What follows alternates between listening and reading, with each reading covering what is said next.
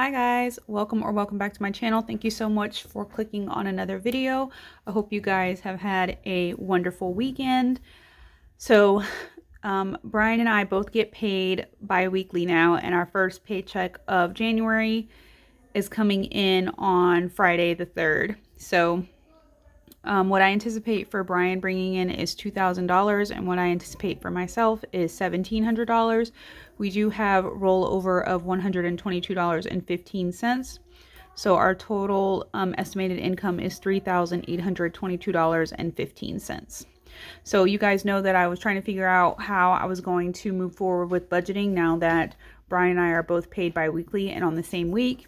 So thank you so much to Maggie for sharing some channels with me that she enjoys watching that have people who get paid bi-weekly but budget weekly. So I did tune into The Good Midlife Crisis, and she does weekly budgets in her Budget by Paycheck workbook, and then does like her weekly tracking in YNAB. So I just decided that that's what I'm going to do. I'm going to continue budgeting weekly, even though we get paid bi-weekly. So you'll see here there's some arrows for items that I had on this budget that are now actually going to be paid on the second week of January.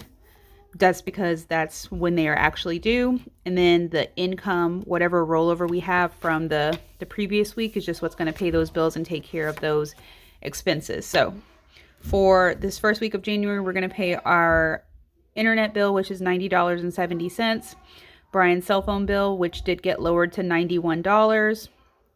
Our Instant Ink subscription for $1.59. Carter's tuition for $195. Brian's life insurance for $35.93. Our Synchrony credit card for $135. Our ViStar credit card for $112.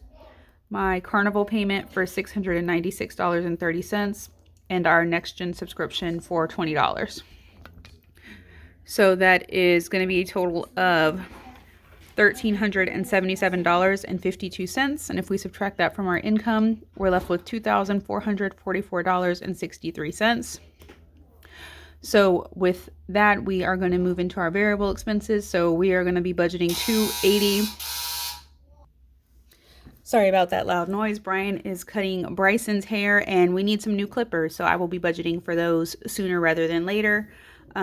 Brian does cut his hair and all three of our boys' hair to save us from going to the barber shop, so I do need to put a new pair of clippers in the budget in our household category at some point in the month of January. But as I was saying, so for groceries, we are going to be budgeting $280 for this week. We are a family of 5, and groceries includes anything that is consumable. For cars, we're going to budget $140 for this week. I do return to the office on Monday, so you guys know I drive over an hour each way to the office. So at this time, I'm still going to be going 5 days a week. I don't have Fridays off, or I'm not working from home on Fridays, so hopefully I can get something worked out with my boss when I get back in the office on Monday. But this is going to be 2 fill-ups for me and 1 for Brian for $140. We do not plan to eat out. We have $25 budgeted for a household. Nothing for extra blow money. $15 for our kids for our 2 older boys' allowance. Nothing for clothes. $17.50 for homestead in case we need to buy some chicken feed. Our chickens are not currently laying like they were before. If you know anything about chickens, then you know they tend to lay less in the winter time. So right now we're getting like 5 eggs every other day. So we haven't been able to give our neighbor any eggs because we're not getting very many eggs. So we will probably end up buying some feed out of our own pocket due to that. For medical, we have $110.57. This is for that Quest bill that I have. I did contact my insurance to ask them why they didn't pay for the Quest bill completely, and they said that the way the B12 was coded was not a reason that they approve and cover, so that I needed to reach out to my primary care and have them recode you know, the blood work or whatever. So they sent me a list of approved codes that I sent to my primary care doctor along with the Quest bill to have them like relook at it and resubmit the code so that my insurance will pay for it completely. So I probably won't end up paying this. I'm probably just going to wait on it. And then we don't have anything planned for unbudgeted. So all of this adds up to $588.07. And if you subtract that from our leftover, you get $1,856.56. So that $1,856.56 is going to roll over into the second week of January for us. And then I will come back and do a budget with you guys for the second week. So it'll be just like it was before, a weekly budget, some transactions, and then a closeout, and then a weekly budget, some transactions, and a closeout. It's just we'll only be getting paid every other week, but the weeks that we don't get paid, we will have rollover to take care of our fixed expenses and variable expenses. So like I said before, if Brian brings in any additional income, we will be splitting them into this priority list.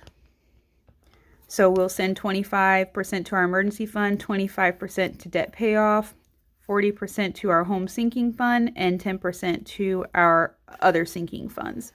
So anything above $2,000 from Brian will be distributed this way. And I will share, you know, if he brings in more income, which he should because of overtime, I will share that in our weekly check-in on Thursday. So thank you guys so much for watching this video. If you enjoyed it, please be sure to give it a thumbs up and make sure you hit that subscribe button if you haven't already. And I will see you guys in the next one. Bye.